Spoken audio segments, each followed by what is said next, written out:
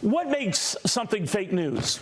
I would assume if the news being reported is fake or wrong and the person presenting that news knows it is fake or wrong, that is bad. But what if the news being reported is accurate? The facts are good, they just sound bad. My colleague Chris Wallace has discovered again the president doesn't distinguish. Apparently furious over Chris's interview this past weekend with House Minority Whip Steve Scalise. Scalise has steadfastly defended the president on this whole Ukrainian situation. The president likes Steve for that. Let's just say he doesn't like Chris for challenging Scalise on that.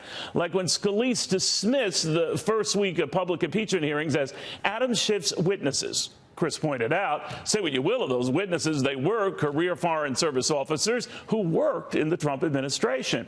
Or when Scalise argued the president was only concerned about corruption in Ukraine, even though Chris pointed out the president never uttered the word corruption in that July 25th call. A call that Scalise said involved only the two presidents, but as Chris quickly added, yeah, and a dozen people listening in, and a number of them immediately upset. Now, we can debate whether the crime was committed here or any crime was committed here, but Chris challenged Scalise, concluding the witnesses who testified last week didn't see a crime committed here. That was his view of what they said, but that is not what they said. Passions run deep these days, but facts should run even deeper, even if those very facts can elicit wildly different reactions. Some insisting they exonerate the president, and others just as adamant that they all but indict the president. It's a pity the president didn't stick around to catch Chris just as aggressively going after Democratic Congressman and Intelligence Committee member Jim Himes, and the lack of any firsthand evidence implicating the president in anything. Now, while it's understandable not to like what you hear, Mr. President, it is not understandable to tune out what you should otherwise like very much too here, including plenty of coverage of markets that are soaring and an economy that is humming. Chris has covered that. I have covered that. Fox News and Fox Business, which if you don't get, Mr. President, you should demand. Not just some of it, Mr. President, all of it. The things you like, and yes, the things you might not like. You are not the first president to say the media has it out for you. No less than press darling John F. Kennedy himself had his moments with the media. People will always see things through the prism of their own set of beliefs.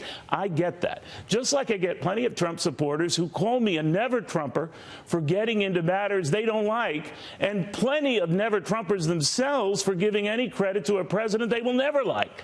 We can't please all. The best we can do as journalists is be fair to all, including you, Mr. President. That's not fake doing that. What is fake is not doing that. What is fake is saying Fox never used to do that. Mr. President, we have always done that. We did, Chris did, I know I did.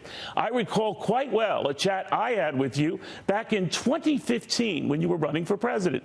I heard later on that you were none too pleased. You actually called me nasty. The interview, even worse. You were entitled to that opinion, Mr. President. Actually, many agreed with you then. Many agree with you now. Some go so far as to say I'm fat and clueless, Mr. President.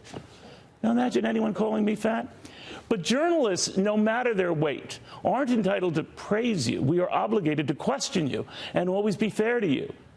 We will, even if it risks inviting your wrath. Like I said, you are free to rage. All we are free to do is report and let the viewers decide. We started out that way. We'll continue being that way. Good night.